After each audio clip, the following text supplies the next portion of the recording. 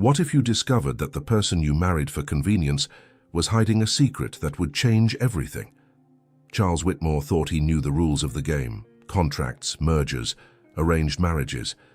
But when he saw that red stain on the white sheets, a single question echoed in his mind. How could he, a man who had never loved anything but power, have been the first to touch something so pure? That morning in Manhattan, Charles realized he had bought more than just an agreement. But can a heart of ice truly learn to love? What happens when someone who only knows transactions encounters something that's priceless? If you're already wondering how this story will end, please like this video, subscribe to the channel, and tell us in the comments, where are you listening to this story from? Every like inspires us to bring you more stories that touch the soul. The mahogany doors of Whitmore Industries gleamed under the fluorescent lights as Charles Whitmore reviewed the quarterly reports scattered across his glass desk. Numbers didn't lie, unlike people. At 34, he had built an empire through calculated moves and strategic alliances, never allowing emotions to cloud his judgment. The scent of expensive leather from his chair mixed with the faint aroma of black coffee, creating an atmosphere that screamed power and control. His assistant knocked softly before entering. "Mr. Whitmore, Richard Lancaster is here to see you." Charles didn't look up from his papers. Richard Lancaster, once a formidable businessman, now a shadow of his former self. The Lancaster mining empire had crumbled under bad investments and market changes. What remained was debt, desperation, and a daughter about whom Charles had heard whispers in Manhattan's elite circles. "Send him in." Richard entered with the careful steps of a man walking on thin ice. His once commanding presence had withered, replaced by the hunched shoulders of defeat. Grey stubble covered his jaw, and his expensive suit couldn't hide the weight he'd lost from stress. "Charles?" Richard's voice carried the weight of old friendship and fresh desperation. "Thank you for seeing me. Have a seat, Richard." Charles finally looked up, studying his visitor with the same intensity he reserved for hostile takeovers. "I assume this isn't a social call." Richard's hands trembled slightly as he placed a manila folder on the desk. "I need your help. The banks are calling in my loans, everything my father built, everything I've worked for. It's all slipping through my fingers." Charles leaned back, fingers interlaced. He'd heard rumors about Lancaster's financial troubles, but seeing the desperation in his old friend's eyes was different. Richard had been his mentor's closest ally, a man who had taught Charles about honor in business, a concept that seemed quaint now. "What exactly are you proposing?" Charles asked, though he suspected where this conversation was heading. "A merger," Richard said, the word coming out like a sigh. "Your steel operations with our mines. You get direct access to raw materials. I keep the family name alive." Charles drummed his fingers on the desk, the sound echoing in the tense silence. He had already considered this possibility months ago, when the first news of Lancaster's troubles reached his ears. But now, seeing the broken man before him, a different idea began to form. "And your daughter, Emily?" Charles asked casually, watching as Richard stiffened. "I heard she recently graduated from Europe. What does Emily have to do with this?" Charles stood, walking to the window that offered a panoramic view of Manhattan. The city bustled below, each building representing power, ambition, conquest. "Richard, mergers are complicated. There are issues of trust, loyalty, long-term commitment." He turned, his steel blue eyes fixing on Richard. "But marriages seal deals in a way that contracts never can." Richard's face went pale. "You're suggesting—" "I'm suggesting a solution that benefits everyone." Charles returned to his chair, his voice taking on the cold, calculating tone he used in all negotiations. "Emily is educated, comes from a good family, would make a suitable wife for a man in my position. You get not just a business deal, but a son-in-law who will ensure the Lancaster name remains respected." Richard closed his eyes, his hands gripping the arms of his chair. "She's my daughter, Charles. Not a commodity to be traded. Don't be sentimental, Richard. You know how this world works." Charles opened the folder Richard had brought, quickly scanning the financial documents. The numbers were worse than he'd imagined. "Your daughter will marry eventually. At least this way. She marries into security, status, and you save the legacy your father built." The office fell silent. except for the barely perceptible hum of the air conditioning. Richard stared at his hands, decades of pride battling against the brutal reality of his situation. "She doesn't even know me," Richard murmured. "Knowledge comes with time, mutual respect, convenience. These are more solid foundations than passion." Charles leaned forward. "Think about it, Richard. Emily will have everything a woman could want: security, social standing, unlimited resources. And you'll sleep knowing you protected both your daughter and your family name." Richard finally looked up, and Charles could see the exact moment when resistance broke. It was the same expression he'd seen in hundreds of other men, the moment they realized they had no real choice. "What would the terms be?" Richard asked, his voice barely above a whisper. Charles smiled, but it was a smile without warmth. "Marriage in 6 weeks, discreet ceremony, immediate family only. In exchange, I take on all of Lancaster Mining's debts and incorporate it into Whitmore Industries. You keep a position as a consultant with a substantial salary. And Emily, does she have a say in this?" "Emily is an intelligent woman. She'll understand the advantages." Charles began organizing the papers on his desk, already mentally moving pieces on the board. "Besides, Richard, what's the alternative? Bankruptcy? Watching everything your family built get auctioned off to strangers?" The weight of those words hung in the air between them. Richard knew Charles was right. There were no other options. The banks wouldn't wait, creditors wouldn't show mercy, and pride wouldn't pay bills. "I need to talk to her first," Richard said finally. "Naturally. But Richard..." Charles leaned back, his fingers interlaced over his chest. "Be clear about the situation. Emily needs to understand this isn't just about her or about you. It's about the future, about security, about doing the smart thing." Richard nodded slowly, seeming to have aged 10 years during the conversation. He stood, his legs unsteady, and extended his hand to Charles. "You've always been direct, Charles. Maybe too direct." Charles shook the offered hand, his grip firm and confident. "The world has no place for sentimentality, Richard. You taught me that." As Richard headed for the door, Charles was already thinking about next steps. Emily Lancaster. He had seen her only once, at a charity gala the previous year. Dark brown hair, intelligent eyes, impeccable posture. She would be perfect for the role of a CEO's wife. Educated, refined, and now his. The door closed with a soft click, leaving Charles alone with his thoughts and the distant sound of Manhattan traffic below. He had just orchestrated one of the most important acquisitions of his career. And strangely, it didn't feel like a victory. But Charles Whitmore didn't allow himself inconvenient feelings. He had a wedding to plan. The chapel of Santa Monica in Beverly Hills emanated a discreet elegance that Charles had carefully chosen. It wasn't ostentatious enough to draw unwanted attention, nor simple enough to compromise his reputation. The aroma of white lilies filled the air, mixing with the subtle scent of polished wood and candle wax. Only 30 guests were present, immediate family, some essential business partners, and friends whose presence was more protocol than emotional. Charles adjusted his shirt cuff for the 3rd time, a gesture his assistant had noticed, but that he himself wasn't aware of. At 34, he had closed billion-dollar deals without a tremor in his hands, but today, something different hung in the air. Perhaps it was the permanent nature of what he was about to do, or perhaps it was the uncertainty about the woman who would become his wife in a matter of minutes. "She's here," murmured Paul Middleton, his financial director and improvised best man. Paul had questioned the decision, as he always did with moves he considered too risky. "Are you sure about this, Charles?"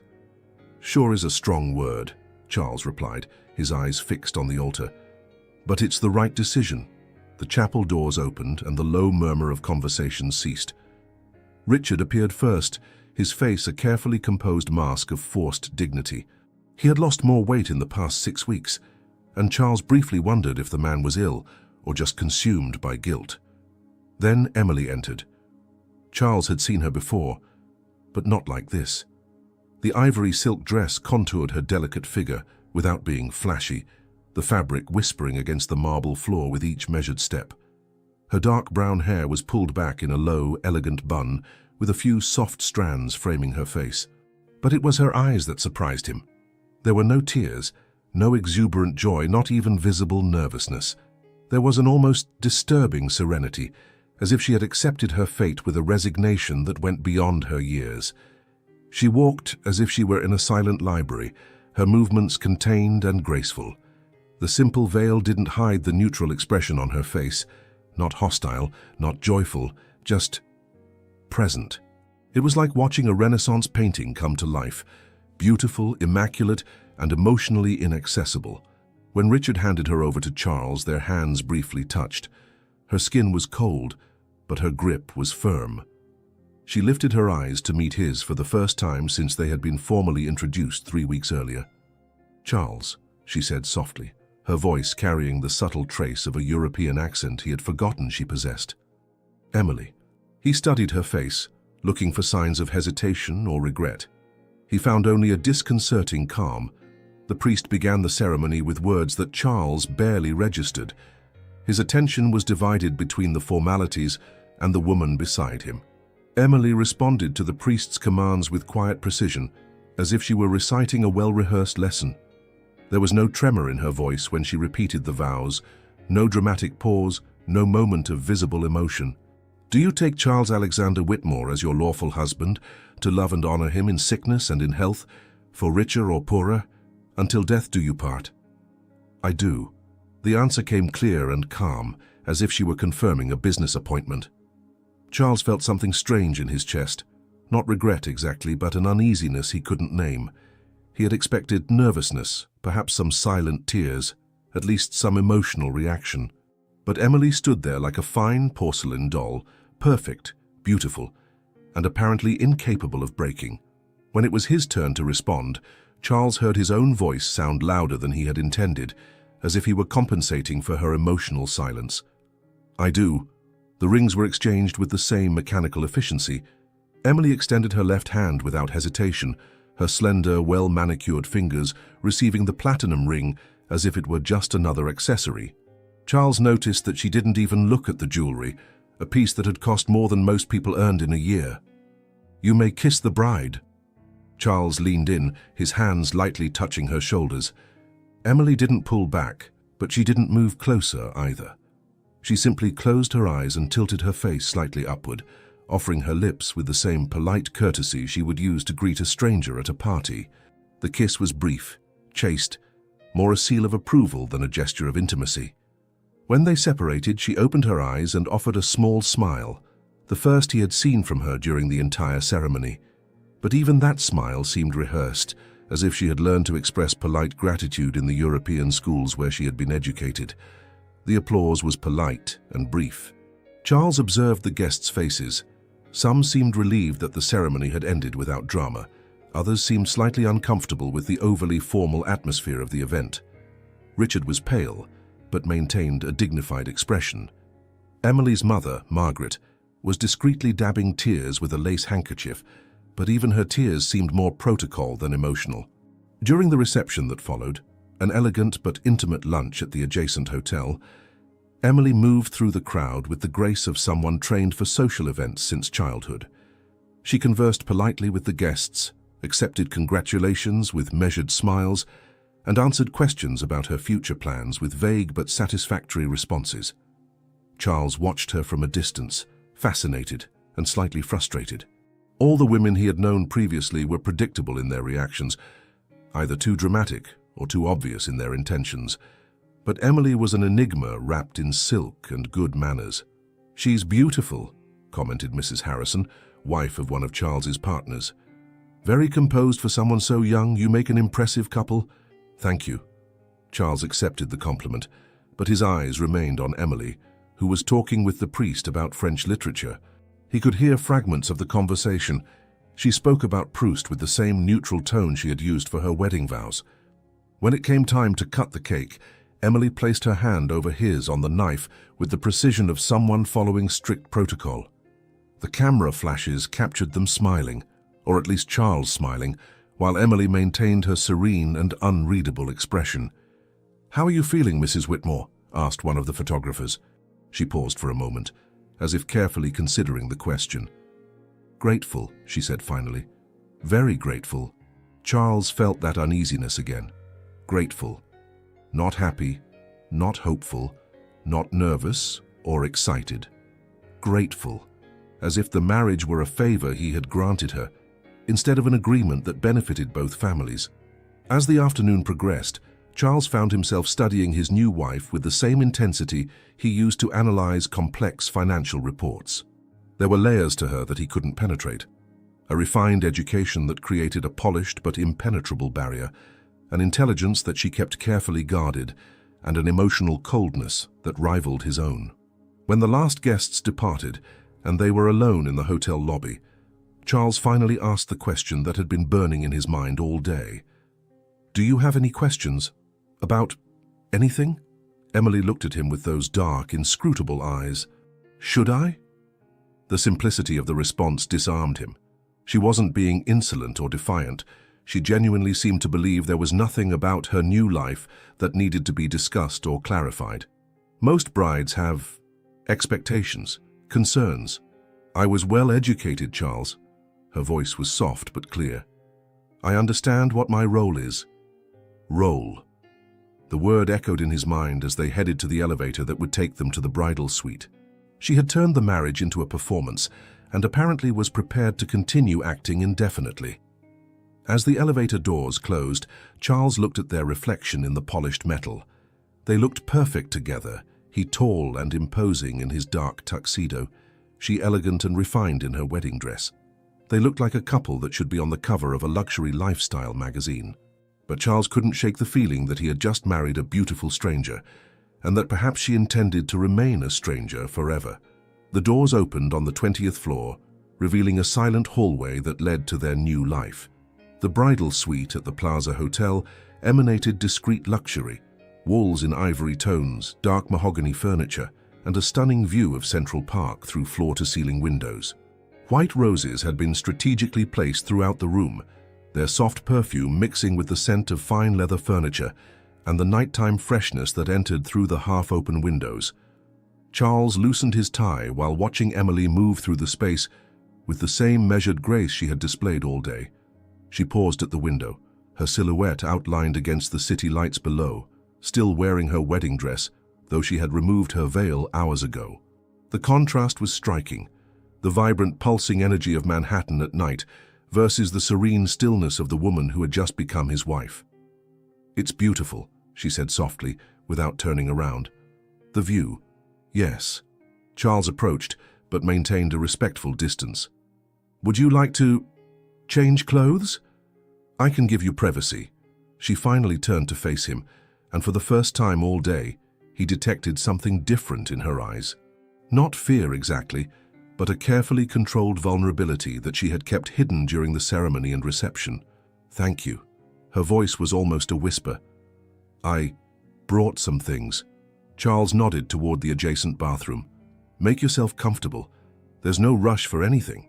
As she disappeared behind the marble door, Charles headed to the suite's living area, pouring himself a whiskey from the well-stocked bar. The amber liquid burned slightly going down, but couldn't dissipate the strange tension that had settled in his shoulders. He had conducted million-dollar negotiations with less nervousness than he felt in this moment. When Emily returned 20 minutes later, she wore a light blue silk robe that enhanced the color of her eyes. Her hair was loose now, falling in soft waves over her shoulders, and without makeup, she looked even younger. There was something almost ethereal about her, as if she were made of fine porcelain that could break with too firm a touch. "Would you like something? Champagne? Water?" Charles asked, gesturing toward the room service that had been discreetly delivered. "No, thank you." She sat on the edge of the king-size bed, her hands folded in her lap. "Charles, there's something you should know." He set his glass aside, his attention completely focused on her. "What is it?" Emily looked at her hands, a slight pink color rising up her neck. At the schools where I studied, we were very protected. I don't have experience with—" She gestured vaguely between them. Understanding hit Charles like lightning. In all his careful calculations about this marriage, he had assumed that a 23-year-old woman, even one educated in convents, would have at least some romantic experience. The possibility that she was completely inexperienced had never crossed his mind. "Emily," he said gently, moving closer to her. "There are no expectations tonight. We don't need to do anything you don't want to do." She raised her eyes to meet his, and he saw something he hadn't noticed before, determination. "But we're married now, and I understand there are duties, responsibilities." The word duties struck him strangely. Here was a woman who had turned even marital intimacy into an obligation to be fulfilled. "Emily, marriage isn't just about duties. There should be connection, mutual pleasure. I don't know how to have pleasure." The admission came so quietly, he almost didn't hear it. Charles sat beside her on the bed, maintaining enough space so she wouldn't feel trapped. "Then maybe we can figure it out together, but only if you want to, not because you feel you should." For a long moment they sat in silence. Charles could hear the distant traffic below, the barely perceptible hum of the air conditioning, and her soft breathing beside him. There was something deeply intimate about this silence, more intimate than many conversations he'd had. "I want to try," she said finally, "but I don't know how to begin." Charles turned to face her completely. "We can start slowly, with trust." He extended his hand, and after a small hesitation, she placed hers in it. Her skin was soft and cool, her fingers delicate against his. They stayed like this for several minutes, simply getting used to each other's touch. "Are you afraid?" he asked. "A little," she admitted. "But not of you. It's more fear of the unknown." Charles brought her hand to his lips, gently kissing her fingers. He felt a small tremor run through her, but she didn't pull away. "We'll go slowly," he promised. What followed was different from any experience Charles had had before. There was a tenderness he didn't know he possessed, a patience that surprised even himself. Emily was responsive, but in a quiet, contained way. Small sighs instead of moans, hesitant touches that gradually became more confident. When they finally came together, it was with a gentleness that left Charles feeling strangely vulnerable. Emily clung to him, her eyes closed, breathing quickened against his ear. There were no words, just the silent language of two bodies learning each other for the first time. Afterward, they lay in the dark, the only sound being their breathing gradually calming. Emily was curled against his side, one of her hands resting lightly on his chest. Charles could feel the warmth of her skin through the thin shirt he had put back on. "Are you okay?" he asked softly. "Yes." Her voice was muffled against his shoulder. "It was different from what I expected." "Different how?"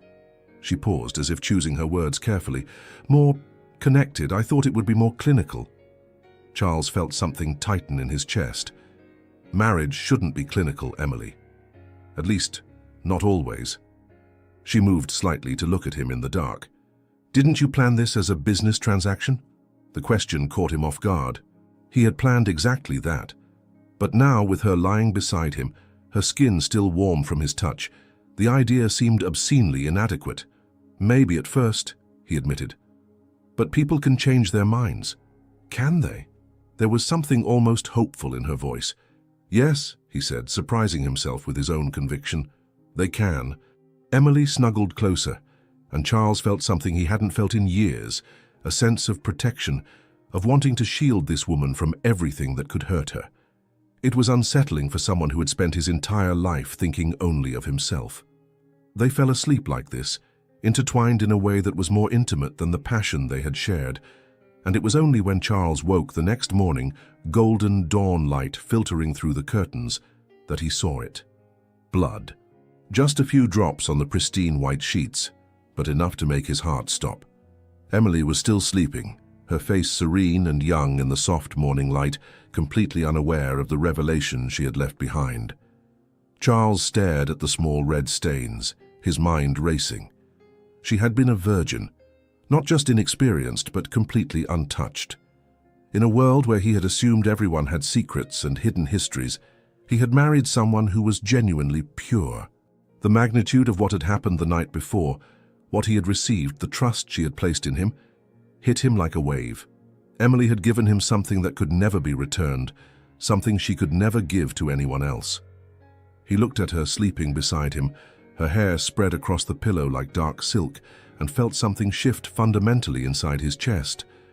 This was no longer just a convenient wife or a strategic piece in his business plans.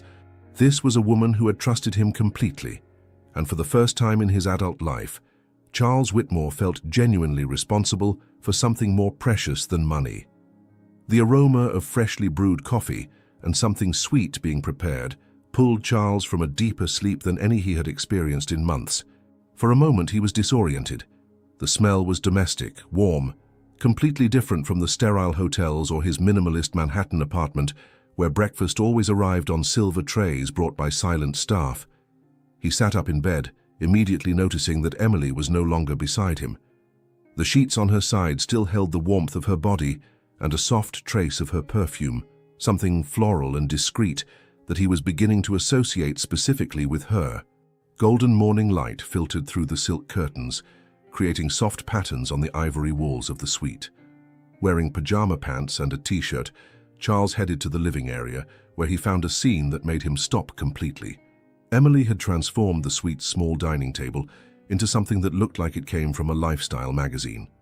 A white tablecloth was spread with military precision, and on it, a careful arrangement that had clearly taken considerable time and thought.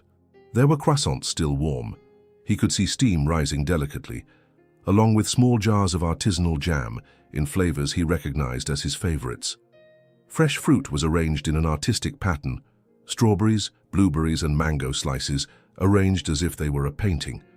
Coffee was served in an elegant French press, and beside it, a small pitcher of cream and another of honey. But it was the carefully folded newspaper beside his plate that made him frown. It wasn't just any newspaper. It was the Financial Times, specifically open to the international markets section he always read first. How did she know that? "Good morning." Emily's voice came from the suite's small kitchen, where she was putting the finishing touches on what appeared to be homemade pancakes. She wore a cream silk robe that flowed gracefully as she moved, her hair pulled back in a low, casual bun. "Good morning." Charles approached the table, still processing the scene before him. "Did you make all this?" "Room service brought the basic ingredients, but I prepared some things myself." She approached carrying a plate of pancakes that emanated the aroma of vanilla and cinnamon. "I hope you don't mind, I'm an early riser." Charles sat down, watching her serve the pancakes with precise, graceful movements. There was something almost ritualistic about the way she prepared each element. Coffee served at the exact temperature. Honey warmed just enough to flow smoothly. Even the napkin folded in a specific way beside his plate. "How did you know?" he asked, gesturing toward the newspaper and then to the general arrangement. "About my preferences." Emily paused, a slight pink color rising up her neck. "I researched. After my father mentioned the possibility of marriage, I wanted to know more about you. There are interviews where you mention your morning routines, articles about your eating habits." She sat delicately across the table from him. "I hope it's not strange." Charles cut a piece of the pancake, the flavor immediately surprising him. It was light, perfectly seasoned, with a texture that indicated real technique. "You cook?" The sisters at the convent believed that a complete education included practical skills. Emily stirred her own coffee delicately. "I like the precision required. It's almost like mathematics, but with more tangible results." There was something about the way she said that, the comparison to mathematics, that made Charles look at her with new attention. He had assumed her education had been purely ornamental, the superficial skills that wealthy families traditionally taught their daughters. But there was an analytical mind behind this carefully orchestrated breakfast. "Do you like mathematics?" he asked. "I have a degree in economics from the Sorbonne," she said calmly, "with a specialization in emerging markets." Charles almost choked on his coffee. In all the conversations with Richard, in all the marriage arrangements, no one had mentioned that Emily possessed serious academic qualifications. He had assumed she was just another high society daughter with decorative education. "Economics," he repeated the word, completely recalibrating his perception of her. "And you studied emerging markets specifically?" "My thesis was on the impact of infrastructure investments on sustainable economic growth in Latin America." She took a sip of coffee, watching his expression over the rim of her cup. "I know it wasn't mentioned during the negotiations, My father thought it would be better to emphasize other aspects of my education. Other aspects. Charles felt a pang of irritation, not with her but with Richard for omitting such significant information. Like piano and French? I speak 5 languages fluently and have some proficiency in 3 more. Emily cut her own pancake into small, precise pieces. But yes, I also play piano. Charles leaned back in his chair, studying the woman before him with completely new eyes. The serenity he had interpreted as passivity could actually be carefully contained intelligence. The obedience he had assumed was submission could be strategy. "Why didn't you mention any of this yesterday?" he asked. "You didn't ask." The answer was said without accusation, just as a fact. "And frankly, I didn't know if it would be welcome. Many men prefer wives who are less intellectually complicated." The brutal honesty of the statement hit him. She was right. He probably would have been uncomfortable if he had known from the beginning that he was marrying someone who could potentially challenge his views on business. But now, sitting across from her, as she had created a breakfast that demonstrated more attention to detail than many of his employees showed on million-dollar projects, he felt intrigued rather than threatened. "And what do you think about the markets currently?" he asked, genuinely curious. Emily's eyes lit up, the first time he had seen a real, unfiltered emotion cross her face. "Do you really want to know?" "Yes." "Well," she leaned slightly forward, her posture becoming more animated. "I think there's dangerous overvaluation in the tech sector, especially in companies that don't have sustainable revenue models. And the growing dependence on Chinese markets for manufacturing is creating vulnerabilities that most investors are ignoring." Charles found himself nodding. These were points he himself had considered, but hearing them articulated by this woman he had assumed was purely decorative was refreshing. "Continue," he said. "Whitmore Industries has smart positions," she said, and he realized she had indeed researched much more than his breakfast preferences. "But I would question the expansion into Southeast Asia without first securing solid local partnerships. The political risks are higher than your analysts' projections suggest." Charles paused with his coffee cup halfway to his lips. She was right. He had been so focused on potential returns that he had given less attention to the political risks she had identified in seconds. "You analyzed our reports?" "Only what's publicly available." Emily returned her attention to breakfast, as if discussing complex corporate strategy was as natural as commenting on the weather. "I hope you don't mind. Old habits."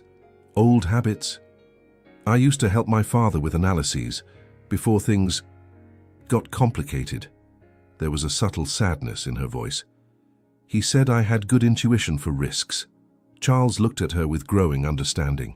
Richard had lost more than money when his business collapsed. He had lost an intellectual partner in his own daughter. And now Charles was beginning to understand that he had received much more in this marriage than he had bargained for. "Emily," he said quietly, "why did you agree to marry me?" She paused, her coffee cup suspended in the air. "To save my father." "Only for that?" "Mostly for that." She placed the cup back on the saucer with a gentle clink. "But also because you seemed like someone who could understand me. Eventually." "Understand you how?" "As someone who sees beyond the surface, who values competence over appearances." She met his eyes across the table. "I hope I wasn't wrong." Charles felt something moving in his chest, a mixture of admiration and something deeper he wasn't ready to name. This woman had accepted an arranged marriage not just out of filial duty, but because she had assessed his character and made a calculated bet on their future. "You weren't wrong," he said finally. The smile she gave him then was different from all the previous ones, not polite or rehearsed, but genuine. It completely transformed her face, making her look younger and surprisingly luminous. "Well," she said, gesturing toward the breakfast, "then I hope you approve of my first attempt at being a good wife." Charles looked around the table, at the evident care in every detail, at the intelligent woman sitting across from him, at this unexpected domestic intimacy he had never experienced before. "More than approve," he said. "I'm impressed." And for the first time since he had decided to marry for convenience, Charles wondered if perhaps there was something more powerful than convenience growing between them. Something that could change everything. The winding road leading to Willow Hill Farm in Vermont was lined with trees in golden and crimson tones, their leaves creating a vibrant mosaic against the crystal blue October sky. Charles drove in comfortable silence, occasionally glancing at Emily in the passenger seat. She had traded her formal suits for a cream cashmere sweater and dark jeans, the first time he had seen her in truly casual clothes. "It's different from Manhattan," she observed when they reached the top of a hill that offered a panoramic view of the valley below. Her voice carried a quality of wonder he rarely heard. "Completely different." Charles slowed down to let her absorb the landscape. "I bought this property 3 years ago, but I rarely find time to come here." The farm appeared as they rounded a curve, a 19th-century stone house nestled among ancient oaks, with well-tended gardens and a stone fence that meandered along the property. Smoke rose lazily from the chimney, and Charles noticed how Emily leaned forward, her eyes lighting up in a way he had never seen before. "It's perfect," she said simply. Mrs. Patterson, the housekeeper who cared for the property, greeted them on the front porch. She was a sturdy woman in her 60s, with grey hair pulled back in a practical bun, and a warm smile that immediately embraced Emily. "So this is the new Mrs. Whitmore," she said, studying Emily with maternal approval. "Welcome, dear. I hope you like the countryside." "Thank you so much, Mrs. Patterson. It's even more beautiful than Charles described." Emily accepted the older woman's embrace with natural grace that made Charles realize how much he had underestimated her social skills. When Mrs. Patterson left them to get settled, Emily explored the house with a childlike curiosity that Charles found charming. She touched book spines in the library, admired the exposed ceiling beams, and paused for a long time in front of windows that offered views of the gardens and fields beyond. "Did you decorate this yourself?" she asked, running her fingers along the surface of an antique oak table. "Actually, no. I bought it along with the furniture." Charles sat in a leather armchair near the fireplace. The previous family had lived here for generations. It seemed wrong to change everything. Emily turned to look at him, something new in her expression. "That's surprisingly sentimental of you." "Sentimental?" Charles frowned. It was a practical decision. Why spend money changing something that already worked? "Of course," she said, but there was a small smile playing at her lips. "Purely practical." That first afternoon, Charles watched Emily bloom in a way he hadn't imagined possible. She explored the gardens, chatted with Mrs. Patterson about family recipes, and even convinced Charles to take a walk around the property. As they strolled along trails lined with moss-covered stone walls, she asked questions about the farm's history, about the animals they spotted, about plants she didn't recognize. "Have you never spent time in the countryside?" Charles asked, watching her bend down to examine a wildflower. "Very little. The schools where I studied were mainly in cities." She straightened up, holding the small blue flower. "My mother always said the countryside was too rustic for a young lady." "And what do you think?" Emily looked around, at the rolling hills, the golden fields, the vast sky, and breathed deeply. "I think it's liberating." It was that night, after a simple dinner prepared by Mrs. Patterson, that something fundamental shifted between them. They were sitting in the library, a fire crackling softly, Emily curled over a book she had discovered on the shelves, while Charles reviewed some work documents. "Do you know this book?" she asked, holding up a leather-bound volume. "It's a first edition of Jane Austen's Persuasion." Charles looked up from his papers. "It came with the house. It's incredibly valuable, and it's in perfect condition." She leafed through the pages with reverent care. "Someone took very good care of this." "Do you like Jane Austen?" "I adore her." For the first time, Emily's voice carried genuine enthusiasm.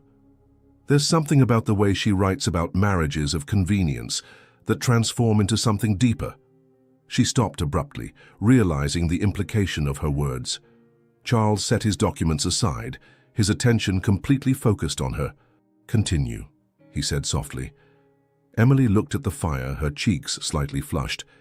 "It's just, she understands that true love can grow between people who initially marry for practical reasons, that sometimes genuinely knowing someone is more powerful than instant passion. Do you believe that?" "I want to believe it." The admission was so quiet, he almost didn't hear her. Charles got up and sat on the sofa beside her. maintaining respectful space but reducing the physical distance between them. "Emily, can I ask you a personal question?" She nodded, still looking at the book in her hands. "What do you want from life? Not what your parents wanted for you, not what society expects. What do you really want?" The question seemed to surprise her. She was silent for a long time, as if no one had ever asked her that before. "I want to matter," she said finally. "I want to use my mind for something meaningful. I want to have conversations that challenge my thinking. I want—" She paused, struggling with the words. "I want to be known, truly known by someone."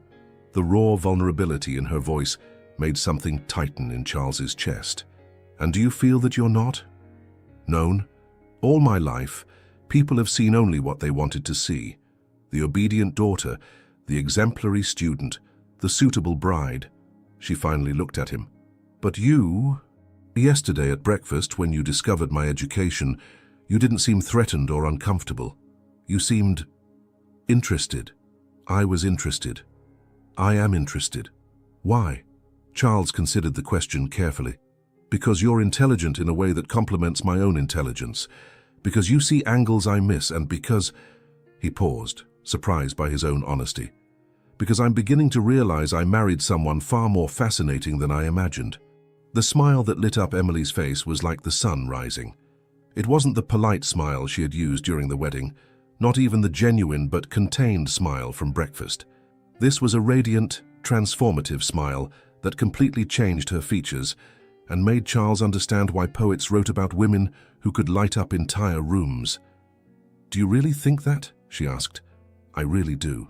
Emily leaned slightly toward him, the book still in her hands. "Charles, can I say something that might sound presumptuous? Please, I think you're not who you appear to be either." Charles frowned. "What do you mean?" "Everyone sees you as this cold, calculating tycoon, and you are strategic, definitely, but—" She gestured around the cozy library.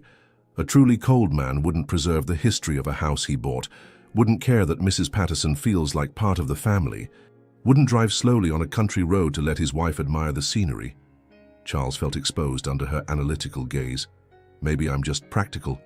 Or maybe you're kind in a way you don't know how to express." Emily set the book aside and turned to face him completely.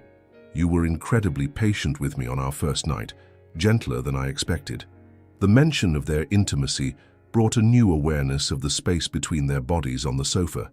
Charles was conscious of her subtle perfume, of how the fire gilded her skin, of the vulnerability in her eyes. "Emily," he said softly, "may I kiss you?" The question surprised her, not because it was asked, but because of how it was asked.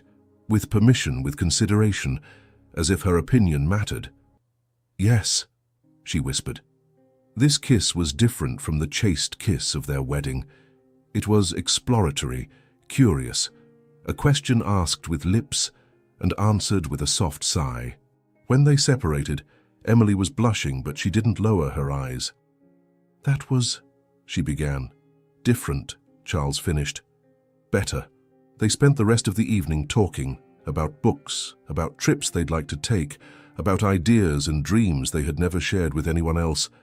And when they finally went upstairs to the bedroom, it was hand in hand, like a couple beginning to discover that perhaps they had more in common than either of them had dared to hope.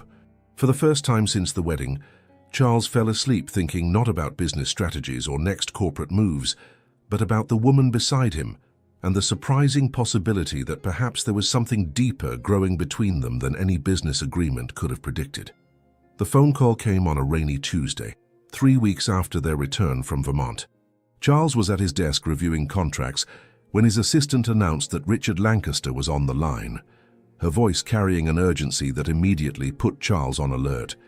"Charles, I need to see you. It's about Silver Ridge." Richard's voice sounded weak, more fragile than Charles remembered. "There are things you need to know before it's too late. Silver Ridge, the silver mines that had been the heart of the Lancaster Empire for 3 generations. Charles had assumed they were simply exhausted, part of the reason the company had collapsed. But there was something in Richard's voice that suggested a more complex story. "Where do you want to meet?" "My house. And Charles, bring Emily. She has a right to know, too. 2 hours later, Charles and Emily were sitting in the library of the Lancaster mansion, a house that had seen better days, with covered furniture and dusty paintings that spoke of past glories.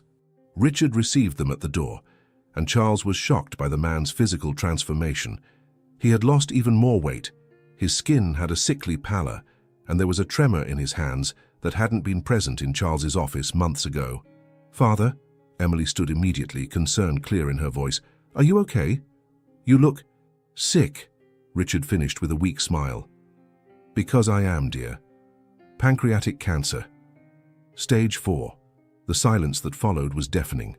Emily went pale, her hand automatically seeking Charles's support, which he took without hesitation. "How long have you known?" Charles asked, his mind already processing the implications. 3 months. About a week before I approached you about the marriage." Richard settled heavily into his leather armchair, suddenly looking much older than his 62 years. 6 months, maybe 8 if I'm lucky. That's why I needed to ensure Emily was protected." Emily covered her face with her hands, her shoulders trembling silently. Charles put an arm around her, surprised by the naturalness of the protective gesture. "Father, why didn't you tell me?" she asked, her voice muffled. "Because you would have married out of pity, not necessity. And I needed you to have a real chance at happiness, not just security." Richard looked between the two of them, noticing how Charles kept Emily close. "And from what I can see, perhaps it worked better than I hoped." Charles felt Emily lean against him, seeking comfort, and he tightened his embrace slightly. "You said there was something about Silver Ridge we needed to know." Richard nodded and, with trembling hands, withdrew a thick folder from his desk. "That's why I called you here. Silver Ridge didn't fail because of depleted resources. It failed because I discovered we had been operating illegally for decades." He opened the folder, revealing documents, photographs, and reports that had clearly been organized with meticulous care. "My father, Emily's grandfather, made deals in the 70s and 80s that violated environmental regulations, toxic waste dumping, operations without proper licensing, bribing local inspectors." Charles leaned forward, studying the documents. As a CEO, he immediately recognized the gravity of what he was seeing. "Why didn't you rectify the operations when you discovered this?" "I tried, but the cost of cleanup and regularization was greater than the entire value of the company. And there was more." Richard turned a page, revealing photographs of a poor rural community. An entire village downstream from our operations, children being born with birth defects, adults developing cancer at abnormal rates, contaminated water supply. Emily raised her head, looking at the photographs with growing horror. "Our money, our education, all of it came from this?" "Not all of it, but a significant part, yes." Richard met his daughter's eyes. "I shut down operations immediately when I discovered this, but the damage was already done, and facing the legal consequences would have meant not just bankruptcy, but prison." Charles studied the documents with the analytical mind he applied to all business problems. "What's the estimated liability? Between environmental cleanup, compensation for the affected community, and regulatory fines, about $200 million. The figure hung in the air like a bomb. It was substantial even for Whitmore Industries, but not impossible to manage if spread over several years. "Why are you telling us this now?" Charles asked.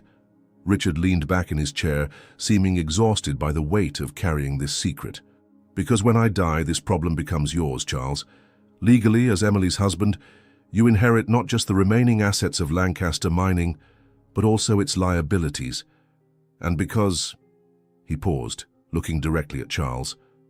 "Because I hope you're a better man than my father was, and better than I was." "What do you mean?" "I want you to do what I should have done years ago. Face the consequences, clean up the environment, compensate the families that were harmed." Richard leaned forward, his voice gaining intensity. "I know it's a lot of money, but you have resources, and more importantly, you have the opportunity to do what's right." Charles looked at Emily, who was studying the photographs of the affected community, with an expression of pain and determination he recognized from himself when facing difficult decisions. "If we do this," Charles said calmly, "it will be public. There will be investigations, media attention, possible criminal action against the company, even if it's historical." "I know. And you're asking me to essentially confess to corporate crimes I didn't commit. I'm asking you to clean up a mess my family created. I'm asking you to give these people the justice they deserve." Richard paused, his next words coming as a whisper. "And I'm asking you to do this so Emily can live without carrying the weight of her grandfather's sins." Emily finally spoke, her voice calm but firm. "Charles, if you decide not to do this, I'll understand. It's not your responsibility to correct my family's mistakes." Charles looked at her, this woman who had married him to save her father, who had discovered the sordid truth about the origin of her wealth and still maintained her dignity intact. "What do you want me to do?" "I want you to do what's right," she said simply, "even if it costs us everything." The moral simplicity of her response hit him like a punch. In a world where he was used to navigating shades of grey, where every decision was weighed against profits and losses, here was a woman asking him to simply do the right thing, regardless of cost. Richard watched the exchange between them, and Charles saw something like hope arise in his tired eyes. "There's one more thing," Richard said, withdrawing a sealed envelope from his desk. "My will. I've left everything to Emily, of course, but there's also a letter for both of you." He handed the envelope to Emily, who held it as if it were made of glass. "You can read it now, or after I pass, but there's something I need to say while I still can." Richard looked directly at Charles. "I arranged this marriage out of desperation, it's true, but also because I saw something in you, Charles. A fundamental decency that you hide behind all that corporate efficiency." Charles frowned. "Richard, let me finish." Richard raised a trembling hand. "I know you could see this Silver Ridge problem as just another business decision, weigh the costs against the benefits, but I also know you're capable of more than that." He paused, his next words carrying the weight of a final request. "Don't just take care of her, Charles. Try to love her. She deserves to be loved for who she really is, not just protected like a valuable asset." The request hung in the air between them, more intimate and powerful than any business contract. Charles felt Emily stiffen beside him, clearly uncomfortable being discussed, as if she weren't present, but also hopeful in a way she was trying to hide. "Richard," Charles said finally, "I can't promise love, but I can promise that she will be respected, protected, and valued. And as for Silver Ridge," he looked again at the documents, at the photographs of affected families, at Emily beside him. "I'll do what's right, even knowing what it will cost. Especially knowing what it will cost."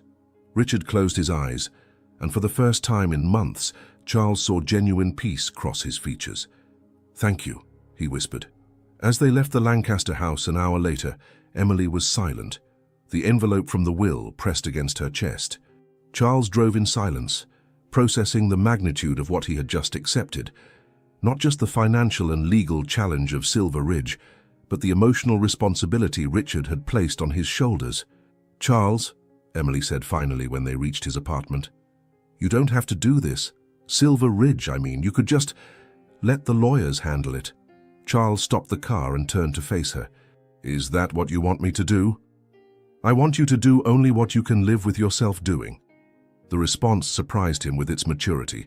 It wasn't an emotional plea or moral manipulation. It was simply a woman giving him the freedom to choose who he wanted to be. "Then I'll do the right thing," he said, "because I've discovered I can live better with myself when I do." The smile she gave him was small but radiant. "I knew you would." "How did you know?" "Because," she said, placing her hand over his, "you're a better man than you think you are." That night, as they lay in bed, Charles reflected on how dramatically his life had changed in the past few weeks. He had married expecting to acquire a convenient wife, and instead had found an intellectual partner, a moral dilemma that would test all his values, and something that was beginning to look dangerously like true love. The question was he ready for all these transformations? Charles's office the following Monday seemed different, not physically, but energetically. The same glass walls offered the familiar view of Manhattan. The same reports awaited his attention. But something fundamental had shifted in the perspective of the man sitting behind the mahogany desk. The revelations about Silver Ridge weighed on his mind like a complex equation that required more than financial analysis to solve. Paul Middleton entered unceremoniously, carrying the monthly folder of potential acquisitions. "Good morning, Charles. We have an interesting opportunity in the pharmaceutical sector that... Paul, I need to talk to you about something first. Charles gestured to the chair in front of his desk. Silver Ridge. Paul's face immediately closed off. You can't be serious about getting involved with that mess. Charles, the numbers you showed me are devastating. 200 million in environmental and criminal liabilities? It's financial suicide. It's the right thing to do. The right thing. Paul leaned forward, disbelief clear in his voice. Charles, since when is the right thing a business decision parameter for you? We run a corporation, not a charity. Charles studied his financial director, a man he had worked with for 8 years, someone who knew every aspect of how he operated. Paul was right about one thing. This wasn't a decision the Charles of 6 months ago would have made. Paul, how many families depend on Whitmore Industries for their livelihood? Counting direct employees and their families, suppliers, and local economy, probably about 50,000 people. And if we could ensure that none of those families would ever suffer what the families near Silver Ridge suffered, sick children, contaminated water, destroyed futures, wouldn't that have value? Paul rubbed his temples. Charles, you're talking like you've developed a conscience overnight. Maybe I have. Because of your wife? The question was asked with a slightly accusatory tone that made Charles stiffen. Because of my wife, yes, but not in the way you're insinuating. Emily didn't manipulate me into this decision. She showed me there's a different way to view corporate responsibility. Charles stood and walked to the window, watching the frantic movement of the city below. Paul, for 34 years, I believed success meant maximizing profits, minimizing risks, and always thinking 3 moves ahead. And it worked. We built an empire. So why change now? Because I discovered there's a different kind of wealth, and that some things are worth more than money. Charles turned to face Paul. Prepare the documents to begin the Silver Ridge cleanup process. I want a team of environmental lawyers, remediation specialists, and a compensation fund for affected families. Paul was silent for a long moment. And if the board opposes, then I convince them. And if I can't convince them, I find a new board. Charles. Paul paused, as if weighing his words carefully. Are you sure you're not confusing personal attraction with business judgment? The question was fair, but Charles had already questioned himself about this repeatedly over the past few days. It's not about attraction, Paul. It's about who I want to be when I look in the mirror, and about what kind of man I want to be for my wife. That afternoon, Charles did something he had never done in 8 years. He cancelled his remaining meetings and left the office at 4 o'clock. He found Emily at home, bent over books scattered across the dining table, working on what appeared to be intensive academic research. You left early, she observed, looking up when he entered. I wanted to be home with you. The admission surprised him as much as it did her. What are you working on? Emily gestured to the books and documents around her, researching cases similar to Silver Ridge. Legal precedents, successful remediation strategies, compensation structures that actually worked for affected communities. Charles sat beside her, studying her work. It was meticulous, comprehensive, exactly the kind of analysis he would pay thousands of dollars for specialized consultants to perform. You did all this today? I wanted to help. I know this decision isn't easy for you. She paused, her hands resting on a particularly thick report. And I wanted you to know there are ways to do this that minimize the impact on our employees and shareholders. Charles picked up one of the reports she had prepared, impressed by the depth of analysis. Emily, this is professional-level work. Why didn't you consider a career in environmental consulting? Because I was Richard Lancaster's daughter, expected to marry well and maintain the family name. There was a hint of bitterness in her voice. But now, maybe I can do something more. What do you mean? Emily straightened up, a new determination in her posture. I want to be part of the Silver Ridge project, not as your wife offering moral support, but as a partner contributing real expertise. The idea surprised him, but also intrigued him. You'd face public scrutiny, media attention, possibly hostility from people who blame your family for the original damage. I know, but Charles, this mess was created by my surname. I want it cleaned up by my surname too. Charles studied her face, seeing the resolve he recognized from himself when making difficult decisions. Are you sure? Completely. That night, they worked side by side, Charles sharing details about Whitmore Industries' corporate structure, while Emily explained the nuances of environmental regulations she had studied. It was an intimacy different from anything Charles had experienced, not physical, but intellectual and emotional. "Charles," Emily said during a break in their work, "can I ask something personal?" "Of course." "When you decided to do what my father asked, was it because you feel obligated to me? Because of our marriage?" The question made him pause. It was something he had considered extensively. Initially, maybe, but that's not why I'm doing it now. Then why? Charles set his pen aside and turned to face her completely. "Because for the first time in my life, I care more about being right than being correct, and because—" He paused, struggling with words for feelings that were still new to him. "Because I want to be the kind of man who deserves you." Emily grew very quiet. "Charles, you don't need to deserve me. We made an agreement, remember? The agreement changed." "How?" "Because you changed. You transformed from a convenient obligation into—" He searched for the right words. "Into someone I admire. Someone whose respect I want to earn. Someone who makes me want to be better." Emily's cheeks flushed slightly. "You're already better than you think. I'm better when I'm with you."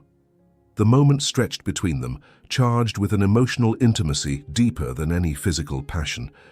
Charles found himself leaning toward her, drawn not just by her beauty, but by the strength of character she had consistently demonstrated. "Emily," he said softly, "this feeling that's growing between us, do you feel it too?" "You mean love?" The word came out as a whisper. "I mean something I don't know how to name. Something that makes me want to rush home every night. Something that makes me want to be honest about who I really am." Emily placed her hand over his. "I feel it too, and it scares me." "Why does it scare you?" "Because it changes everything. Our agreement was simple, clear, safe. But this—" She gestured between them. "This is complex and uncertain, and too important to treat lightly." Charles turned his hand upward, intertwining his fingers with hers. "Maybe it's time to make a new agreement." "What kind of agreement?" "One where we try to figure out what this is between us, where we stop acting like we're just business partners and start acting like people who care about each other." "And if it doesn't work?" "And if it does?" The smile that lit up Emily's face was radiant. "Then maybe we've found something that not even the best written contract could have guaranteed."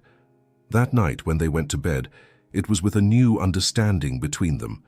They were no longer strangers fulfilling matrimonial obligations, but two people who were beginning to build something real together. And for the first time since becoming CEO, Charles fell asleep, thinking not about business strategies, but about the woman beside him and the surprising possibility that perhaps true love was the smartest investment he had ever made. The cream-colored envelope from New York University arrived on a Thursday in March, 2 months after Charles had officially begun the Silver Ridge remediation project. Emily held the correspondence with slightly trembling hands, immediately recognizing the golden logo embossed on the high-quality paper. "What is it?" Charles asked, noticing her expression while sorting through his own mail at breakfast. "A response." She ran her finger along the sealed envelope, hesitating. "A few weeks ago, I sent some translations I did of French economic texts to NYU's Comparative Literature Department. They were looking for someone for a special project." Charles set his papers aside, giving her his full attention. In the weeks since Silver Ridge, he had become increasingly attuned to moments when Emily demonstrated independent initiative and had learned to recognize when something was truly important to her. "What kind of project?" "Translation and analysis of 18th and 19th century economic manuscripts, mainly French and German texts that have never been translated into English." Emily finally opened the envelope, her eyes quickly scanning the letter. They're offering me a position." The surprise in her voice made Charles look more closely at the letter in her hands. "What kind of position?" "Visiting associate researcher. Part-time initially with possibility of expansion if the project is successful." Emily looked up to meet his eyes, a mixture of excitement and uncertainty in her expression. "Charles, They want me to lead a small team, to choose which texts to translate, to develop the analysis methodology. Charles felt something expand in his chest. Pride, yes, but also something deeper. Over the past months, he had watched Emily bloom from a silently obedient wife into an intellectual partner. But this represented something even greater, external recognition of her professional value. "Is this what you want?" he asked. "More than anything," she replied, without hesitation, then paused. "But I wanted to discuss it with you first. I know there are expectations about how a wife should divide her time." Charles stood and approached her, taking the letter to read the details. The offer was impressive, not just in terms of prestige, but also in the responsibility they were offering someone without formal prior academic experience. "Emily, this is extraordinary. They must be really impressed with your work." "Do you think so?" There was a vulnerability in her voice that made him realize how much this opportunity meant to her. "I know so." He returned the letter and placed his hands on her shoulders. "And I want you to accept it. Even if it means I'll be less available, less focused on being a traditional wife." The question hit him with its raw honesty. Emily was offering him the chance to keep her in the safe, predictable box of convenient wife, but Charles discovered the idea made him slightly nauseous. "Emily, over the past months, you've become my partner in the Silver Ridge project, my confidant in difficult business decisions and—" He paused, searching for the right words. "And the person whose opinion I value most. Why would I want you to be less than that?" The smile that lit up her face was transformative. "So you really don't mind?" "I mind very much. I mind that you have something that's completely yours, something where you can shine independently of me or anyone else." That afternoon, Emily called to accept the position. Charles watched from the doorway of his home office as she spoke with the professor in charge of the project, noticing how her posture changed. More upright, more confident, with an energy he rarely saw when she was dealing with social aspects of being his wife. "When do you start?" he asked after she hung up. "Monday next week. They want me to begin with an analysis of an Adam Smith text that's never been completely translated." Emily turned to face him, her eyes shining with enthusiasm. "Charles, do you realize? I'll be working with ideas that shape how we understand economics, but that have been lost in translation for centuries." The passion in her voice awakened something in him, not jealousy of her work, but admiration for the intensity of her intellectual commitment. It was the same energy he felt when solving complex business problems, and recognizing it in Emily created an even deeper connection between them. Emily's first week at NYU brought a noticeable change to their entire domestic dynamic. She left in the morning with a focused energy Charles recognized from himself on important negotiation days, and returned in the evening with stories about textual discoveries, academic debates, and insights she had developed. "The Smith text on moral theory I'm translating," she said during dinner on her first Friday, "argues that sympathy, not self-interest, is the basis of ethical economic judgments. It's revolutionary when you consider how it applies to situations like Silver Ridge." Charles paused with his fork halfway to his mouth. "Explain." "Well, Smith suggests that truly rational economic decisions must consider the impact on others as if it were the impact on ourselves.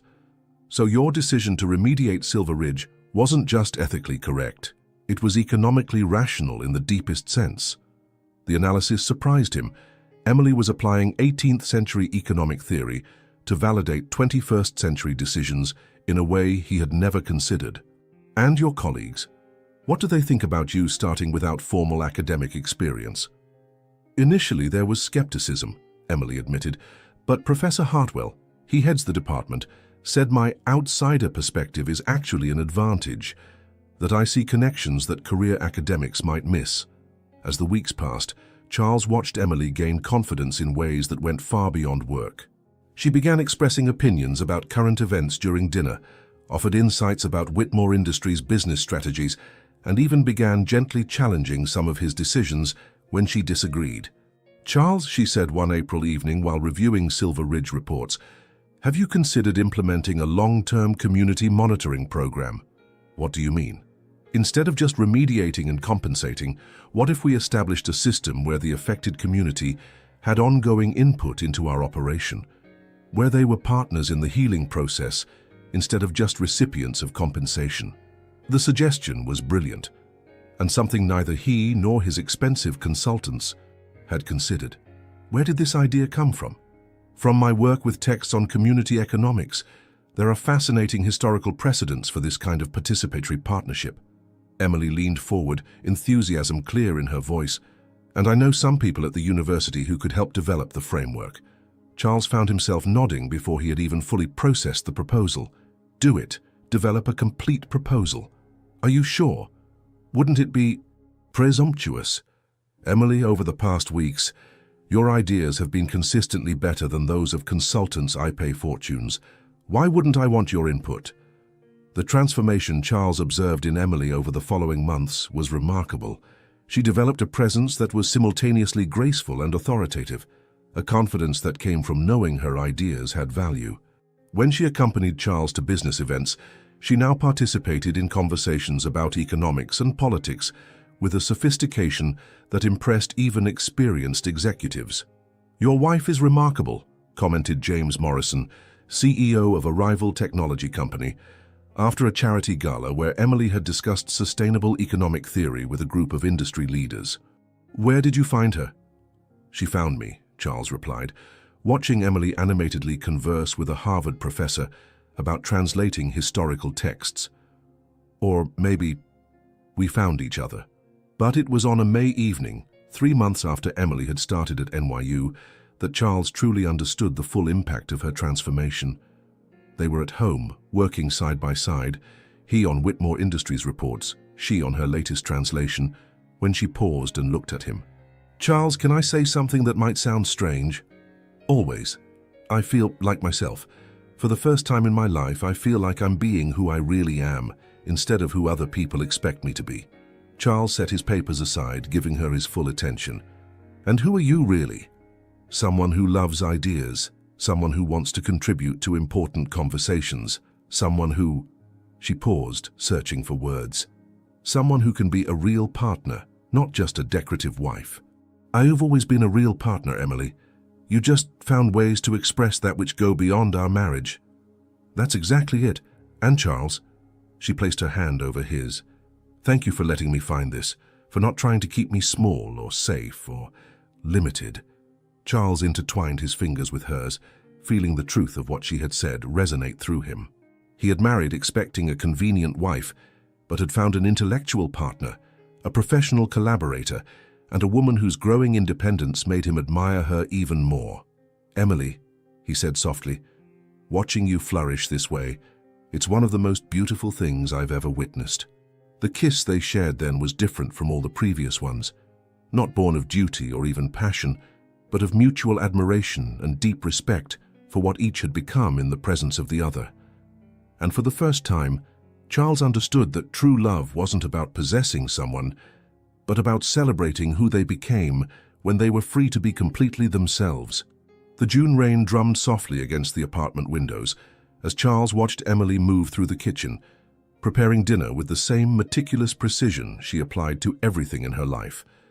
They had been married almost 8 months, and he had spent the past week struggling with words that seemed simultaneously inevitable and terrifying. "The community monitoring project was officially approved today," Emily said, lighting candles on the dining table she had set with characteristic care. "The NYU team will start field visits next week." "That's wonderful." Charles poured wine into 2 glasses, watching how the candlelight gilded her skin. "You must be proud. It was your vision from the beginning." "Our vision," she corrected, meeting his eyes across the table. "I never could have implemented this without your support." Charles felt that familiar tightness in his chest, a mixture of admiration, pride, and something deeper he was finally ready to name. Over the past months, watching Emily grow in confidence and expertise had awakened feelings in him that went far beyond respect or physical attraction. They dined with the easy conversation that had developed between them. Discussions about her work at the university, Silver Ridge updates, observations about books they were reading. But Charles was only half present in the conversation, his mind preparing and rehearsing words he had never said to anyone before. "Charles," Emily said, tilting her head slightly, "are you okay? You seem distant tonight." "Actually," he said, setting his wine glass aside, "there's something I need to tell you." Something in his tone made Emily pause, her fork suspended halfway to her mouth. "That sounds serious." "It is serious." Charles leaned forward, his hands resting on the table between them. "Emily, when we got married, I thought I knew exactly what I was doing. A business deal, a convenient alliance, mutual benefit." A shadow crossed her face. "Charles, if you're having regrets—" "No," he interrupted immediately. "I'm not having regrets. I'm trying to tell you that everything has changed." Emily set her fork aside, her attention completely focused on him. "Changed how?" Charles took a deep breath, feeling as if he were about to jump off a cliff without knowing if there was a safety net waiting for him. "Changed. Because I fell in love with you." The words hung in the air between them, simple and transformative. Emily went completely still, her eyes searching his face as if trying to determine whether she had heard correctly. "Charles," she began, her voice barely above a whisper. "Let me finish," he said softly. "I fell in love with the way your mind works, with your compassion when we discovered Silver Ridge, with your courage in taking a job that challenged you. I fell in love with the woman who prepares breakfast like it's art, who translates 200-year-old texts like she's unraveling secrets of the universe." Tears began forming in Emily's eyes, but she didn't look away. "I fell in love," Charles continued, his own voice growing thicker with emotion, "with the way you made me want to be a better man. Not out of obligation or strategy, but because you made me realize I could be more than just an efficient businessman." "Charles." Emily reached across the table, and he took her hand immediately. "I know this wasn't in our original agreement," he said. "I know you married me to save your father, and I married you for convenience. But Emily, I can't pretend anymore that this is just a business arrangement when I wake up every morning grateful that you're beside me." A tear rolled down her cheek. "Are you sure? It's not just gratitude or habit or—" "I'm sure." Charles squeezed her hand. "Emily, I love you. Not the idea of you, not what you represent, but you. Your intelligence, your kindness, your strength. The way you laugh when you find a particularly elegant passage in an ancient text. The way you frown when you're thinking about something complex." Emily closed her eyes, more tears flowing silently. "Charles, You don't need to say anything," he said quickly. "I'm not saying this to pressure you or to change our dynamic. I'm saying it because you deserve to know. Because keeping it secret started to feel dishonest, and our partnership has always been built on honesty." Emily opened her eyes, and what he saw there made him stop breathing. It wasn't pity or discomfort or even surprise. It was something that looked like relief, mixed with a tentative joy she was trying to contain. "Charles," she said, her voice trembling but firm, "can I confess something too?" He nodded, unable to speak. "I fell in love with you too." The words hit him like lightning. "You... what?" "I fell in love with the man who gave me freedom to grow instead of keeping me small, who supported my dreams even when they complicated our life, who chose to do what was right with Silver Ridge even knowing what it would cost." Emily leaned forward, her hands gripping his. "I fell in love with the man who sees me, really sees me, instead of just seeing a role I should play." Charles felt something expand in his chest, a sense of completeness he had never experienced before. "When did you know?" "I think I started to suspect in Vermont, when you let me simply be myself. But I knew for certain the night you decided to take on Silver Ridge, when you chose ethics over profit, when you showed you were capable of change." She paused, a small but radiant smile curving her lips. "And when did you know for certain that you loved me?" "When?" "This afternoon, when you called just to ask how my presentation at the university went. When you got genuinely excited when I told you about the positive response I received. When I realized you're proud of my success, not because it reflects well on you, but because you want me to be happy." Charles stood and walked around the table, pulling her to stand as well. For a moment, they simply looked at each other, processing the magnitude of what had just been confessed. "So our official business agreement is dissolved?" he asked, his hands finding her face. Completely null and void, she whispered, leaning into his touch. And what do we do now? Now, Emily said, her arms circling his neck, we make a new agreement. One based on love, mutual respect, and the promise that we'll keep growing together. What terms do you propose? Complete honesty, unconditional support for each other's dreams, and... She paused, her eyes dancing with a joy that completely transformed her face. And the promise that we'll never again pretend this is just convenience when we both know it's so much more. I accept all terms, Charles said, leaning down to kiss her.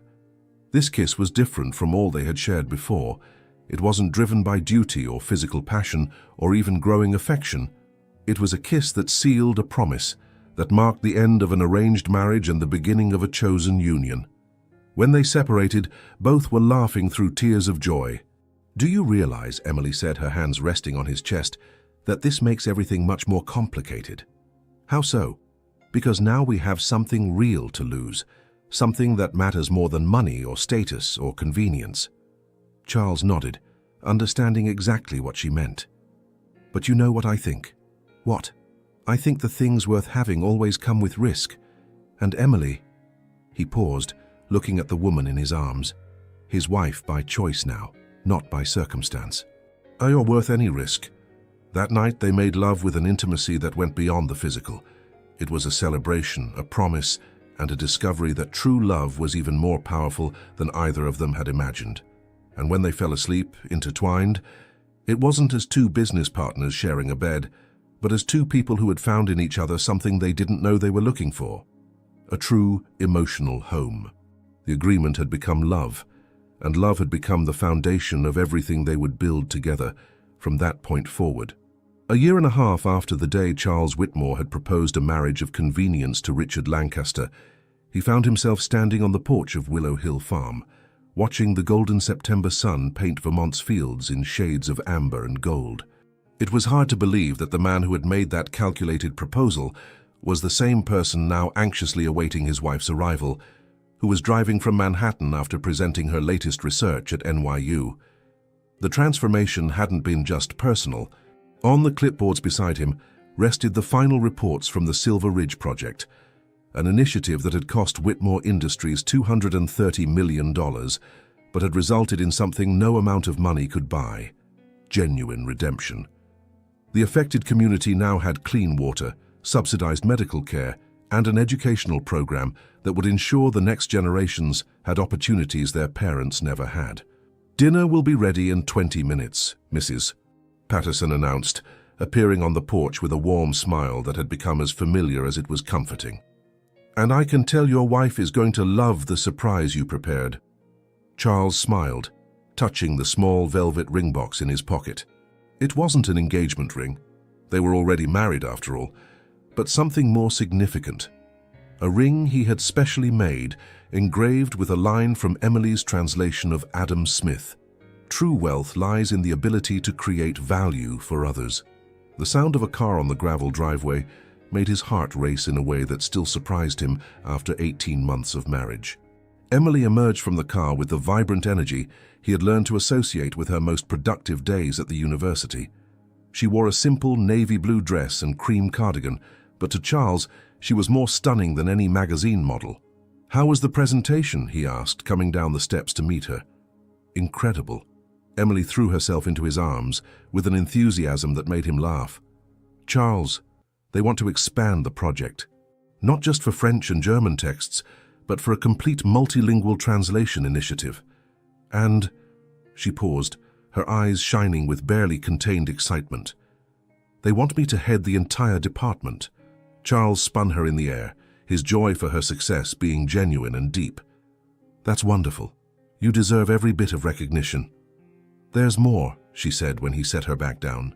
"They want to create a chair in applied historical economics, essentially using ancient texts to inform modern business practices, like what we did with Silver Ridge. And did you accept?"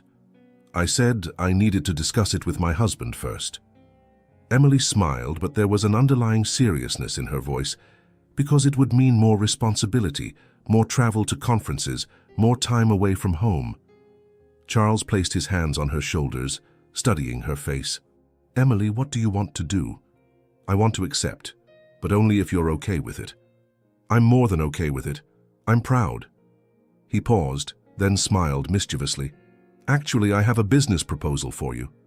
A business proposal? Emily arched an eyebrow. That sounds familiar. Whitmore Industries is considering establishing a foundation focused on business ethics and social responsibility. We're looking for someone to lead it, someone with experience in both economic theory and practical implementation. Emily's eyes widened. Charles, are you offering... I'm offering a partnership. A real one this time, not arranged. You would run the foundation, define its mission, choose its projects. We'd work together, but you'd have complete autonomy. And if I accept the NYU position too, then you do both, or we find a way to integrate the two. Emily, he took her hands, I've learned that when you have an extraordinary partner, you create ways to maximize her potential, not limit it. The smile she gave him was radiant. You realize this means we'd be working together professionally and personally? Scary, isn't it? Terrifying, she agreed, still smiling. And perfect. They walked hand in hand toward the house, but Charles paused on the porch. Emily, there's something else. What? Charles withdrew the small velvet box from his pocket. I know we're already married, but our first marriage was based on a contract. I want to give you something that symbolizes our choice to be together. Emily held her breath as he opened the box, revealing a delicate ring with a single blue sapphire surrounded by small diamonds. Charles, it's beautiful. Read the engraving. She tilted the ring toward the light, and Charles saw the moment she recognized the words from her own translation. True wealth lies in the ability to create value for others, she read aloud, her voice thick with emotion. You taught me that, Charles said softly, sliding the ring onto her finger beside her wedding band. That true success isn't about what you accumulate, but about what you contribute. Emily looked at the ring, then at him, tears shining in her eyes. Charles Whitmore, you've become the most romantic man when you weren't paying attention. I've become many things when I wasn't paying attention, mainly someone who can't imagine life without you. They kissed as the sun set behind Vermont's mountains, painting the sky in shades of pink and gold. It was a kiss that sealed not just their love, but their partnership, professional, personal, and deeply true. During dinner, they made plans. Emily would accept both the NYU position and leadership of the Whitmore Foundation. They would divide their time between Manhattan and Vermont, using the farm as a retreat where they could work on special projects. And next year, they would make their first trip together to Silver Ridge, to see firsthand the community they had helped heal. You know what else has changed? Emily asked as they cleaned dishes together. A domestic routine they had developed and that Charles had come to value more than any formal dinner. What? I used to think security meant not having to take risks, but now I realize that true security comes from knowing you have someone who will support you through any risk worth taking. Charles paused in drying the plate in his hands. And I used to think control meant planning every possible outcome. But now I realize the best things in life are the ones you never could have planned. Like us, especially like us. That night, they sat in the library where they had first truly connected. Emily bent over her latest manuscripts, while Charles reviewed proposals for the new foundation. But unlike those early nights when they worked side by side, now there was an ease between them, a synchronization that came from true partnership. Emily, Charles said, looking up from his papers. Thank you. For what? For teaching me that the best deal I ever made wasn't a business agreement, it was choosing to love you. Emily set her pen aside and looked at him with that smile he had learned to provoke, but that still hit him like lightning every time. Charles Whitmore, she said, I love you too, not because I have to, but because I choose to, every day. Outside, a gentle rain began to fall, creating a soft symphony against the windows. Inside, two people who had started as strangers in a convenient arrangement had found something no contract could have guaranteed, a love that was simultaneously chosen and inevitable, practical and deeply romantic. And as they prepared for bed that night, Charles reflected on how his definition of success had completely changed. Success was no longer measured only in profits or acquisitions, but in the quality of relationships you built, the positive impact you had on the world, and the depth of connection you shared with the person you chose as your life partner. He had begun this journey looking for a convenient wife and had found an extraordinary life partner. He had started looking for a business deal and had found a love that defied all logic, but made perfect sense.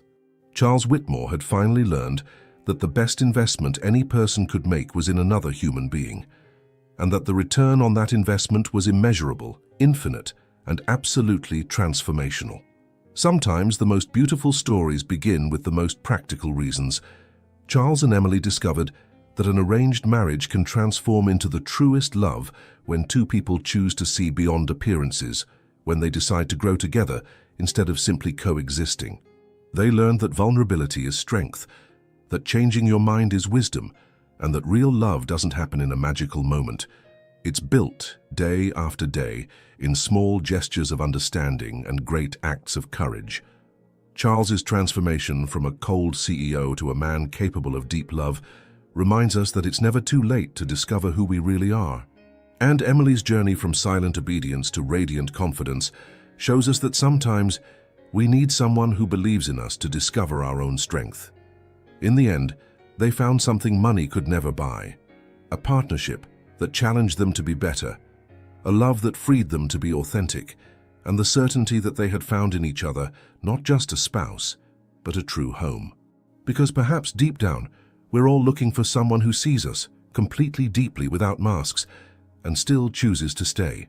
If this story touched you in some way, please like this video, subscribe to the channel, and tell us in the comments. Where are you listening to this message from? Your support is what allows us to continue bringing stories that touch the soul and remind us of the transformative power of true love.